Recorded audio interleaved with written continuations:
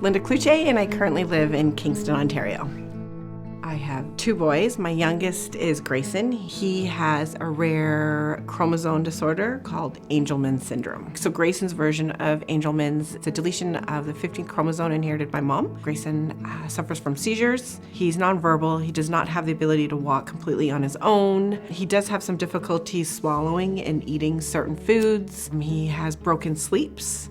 Anybody who meets him or sees him, they're welcomed by just his warmth. He is a very happy boy, so we're so grateful for that.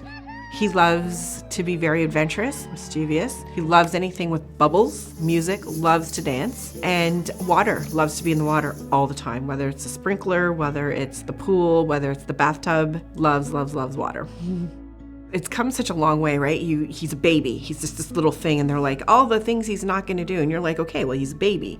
I get to hold him and carry him, and you only get to do that for so long before you realize, oh my goodness, he needs this support. But I couldn't put him in a tub because he didn't have the ability to sit up on his own. So we were at one of his appointments, and his physical therapist put an application in my hand and said, don't even worry about it. Fill this out. And as I read it, it was an application for funding through Easter Seals. And she showed me the bath aid, and it was a blue mesh seat. You put it in the tub and you buckle him in there, and he's safe as can be. All I had to do was sign the paper. They sent it in, and that was the first piece of equipment that we received. So from the first piece of equipment to now him having his stroller and wheelchair and walker. So it's offered him to have a fully functioning life. It allows him to do all the things that he can do safely. The one thing I love the most is coming to school, learning, and having fun with all my classmates and school friends. Grayson's in grade 3. He goes to James R. Henderson. He absolutely loves school. He is so well supported at school. He's included in everything. His classmates adore him. The school always ensures that they go above and beyond for Grayson's needs. A lot of times an application will just be given to me, and they'll, oh, we've noticed that Grayson's outgrown this.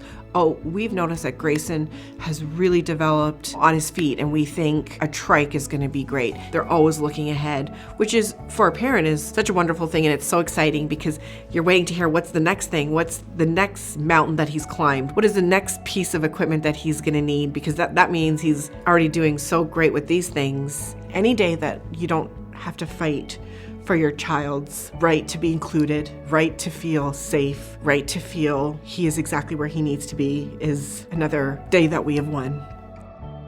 It's so crucial that when you get a diagnosis or you have an understanding and there is some type of equipment, especially mobility equipment that is needed, that is like the trajectory of their success right there, because the sooner that they can get access and use of that equipment, the sooner that they will be able to work on the areas that need strength to be able to carry themselves. I know for a fact that if Grayson did not get into the standing frame and his AFOs and the walkers and the wheelchairs and all the proper supports at the time that he would, that window of opportunity for him to be able to grow those muscles, learn those movements, he would not be walking. The key is getting that equipment in their hands as soon as possible. The most important thing for the donors to know is that whether it's $5, $500, $5,000, every dollar counts, because I look back at all the dollars that were provided to help Grayson. There's so many different facets and areas of where donor support goes.